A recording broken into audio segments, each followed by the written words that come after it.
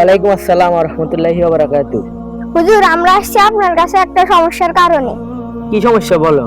হুজুর, আমরা যখন নামাজে দাঁড়াই তখন আমাদের নামাজে মন বসে না, শুধু দুনিয়ার চিন্তা ভাবনা মাথায় আসে। হুজুর, নামাজে দাঁড়ালে খারাপ খারাপ চিন্তা ভাবনা আসে। হুজুর, আপনার কাছে আসছি এটার একটা সমাধান নেওয়ার জন্য। যখন নামাজে দাঁড়ায় তখন দুনিয়ার সব চিন্তা ভাবনা মাথায় আসে। হুজুর, আপনার কাছে আসছি এটার একটা সমাধান নেওয়ার জন্য। ও আচ্ছা, তাহলে তোমরা 2 গ্লাস পানি নিয়ে আসো। আচ্ছা হুজুর, যাই তাহলে পানি নিয়ে আসি। আচ্ছা যাও।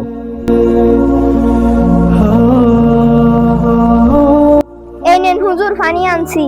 পানি তোমাদের হাতে রাখো, তোমাদের একটা পরীক্ষা হবে। তাহলে চলো। হুজুর দাঁড়ান। কি হয়েছে বলো? হুজুর, কি পরীক্ষা বললেন না তো? আমার সাথে আসো তাহলে দেখবা। তাহলে শুনো, তোমরা এখান থেকে ওইখানে যাবা। তোমাদের হাত থেকে যদি 1 ফোঁটা পানি পড়ে তাহলে আমি তোমাদেরকে পিছন থেকে বাড়ি দিব। আচ্ছা ঠিক আছে হুজুর। দাঁড়াও এবার। এবার বলো, তোমাদের গ্লাস থেকে কি 1 ফোঁটা পানি পড়ছে? না। আচ্ছা বলো তো, তোমাদের গ্লাস থেকে 1 ফোঁটা পানি কেন পড়ে নাই?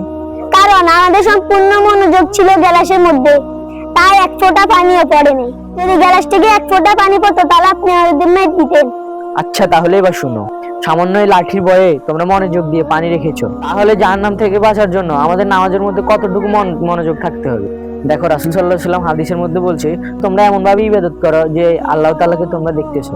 এটা যদি তোমাদের পক্ষে সম্ভব না হয় তাহলে তোমরা এটা ভাবো যে আল্লাহ তাআলা তোমাদেরকে দেখতেছে।